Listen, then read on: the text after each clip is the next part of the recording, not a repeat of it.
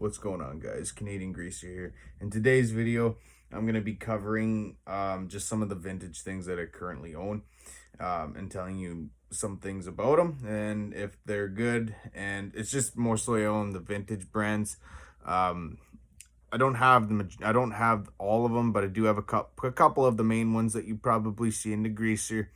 At most times that you probably see what they probably would have wore in the 50s. But the first piece of clothing that I'm probably going to talk about, the first clothing piece I will talk about is pants. Now, pants are very nostalgia for greasers or whatever. They wore dress slacks, they wore jeans, and they wore kind of all kinds of things. But the most common that a greaser probably would have worn in the 50s. I just picked these up today. They are Levi 501s. 501s are a very classic piece of clothing for the greaser. Levi's specifically. Maybe Wranglers. I'm not sure if they wore Wranglers back in the day, but they might have. If anyone knows, give me a holler or whatever, and that'd be great to know.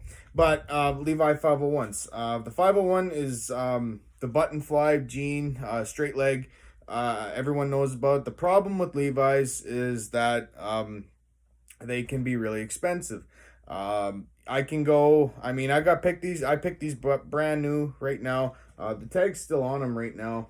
They probably say $69.99 on them right now. But the thing is I actually picked these up for $40 at Mark's Work Warehouse in Edmonton. But the thing is that everyone knows that the Levi 501s is a classic piece of greaser history. Very durable, very tough, and just an awesome piece to have. If you ever look for them, go to thrift shops and stuff like that. You can also find them there. They also look great. I bought those up at Mark's Work Warehouse. Now the problem with some of the things is that if you try and go buy a pair of 501s at actual Levi's and you try looking for, like, let's say 93 straights, you're probably going to end up paying about way over 100 for them. In some cases, I'm not 100% sure, but the last time I was there, I thought they were made of gold. Like, seriously, I swear they were made of gold if they're worth $158. Like, get real here. But anyways, second piece of history. Everyone should probably already know that I've probably made videos on them before. Is the Converse All-Star Chuck Taylors. These are classic gym shoe. The problem with Chucks is that they are very durable. But the problem is they're not really the most comfortable thing. But what do you expect? This is a classic gym shoe, right? The thing is that greasers would have worn this in black or red. I think that's what they had. I think they had red in the 50s. I'm not 100% sure though. But yeah, no, this is the Converse All-Star. You can get leather ones. You can get all kinds of stuff. But very common. They're very good common. I'm sure everyone probably would have thought of, like, maybe PF Flyers. That's another option you can go with too. They're probably around the same thing because right now these things go for around. These aren't the leather ones, so these things are about $70 brand new. No, gonna lie, that's what they're worth. $70 Canadian, right?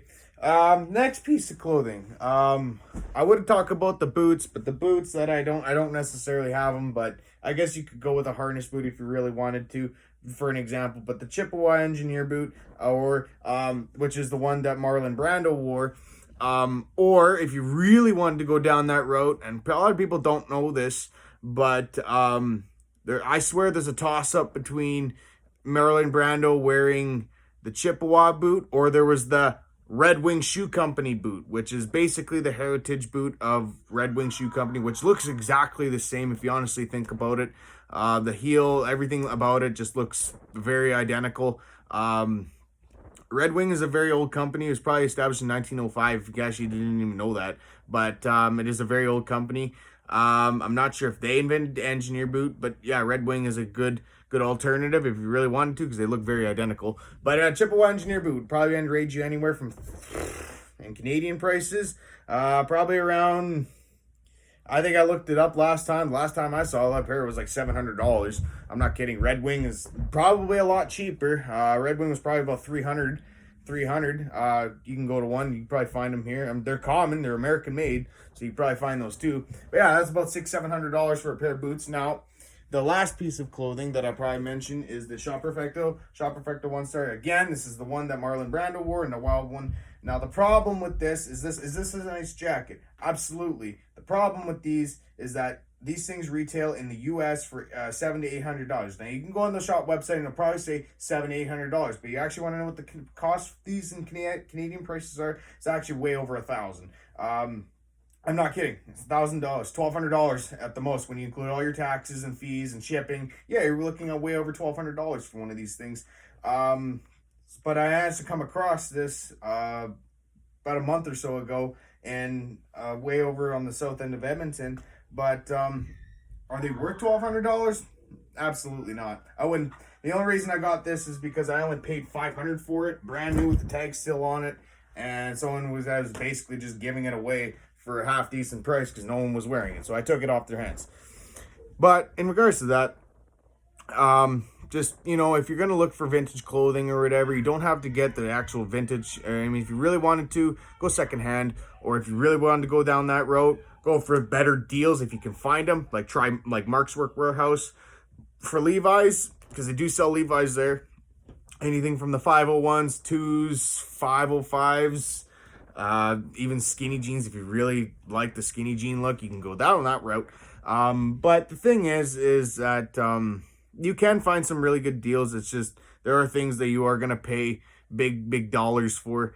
And the thing is that, are they nice to have? Absolutely. Would it be nice to own some of these things? Yeah, I probably would, you know what I mean? But if you just go with your classic biker jackets, your classic engineer boots, your Converse, if you just stick with, you know, maybe something that's off-brand that you can mostly afford, you know what I mean? That's the way it should work. The only reason I found some of these things is because, you know, I try and look for deals, and that's just the way it was. And if you couldn't come across those, yeah, go for the deals, absolutely.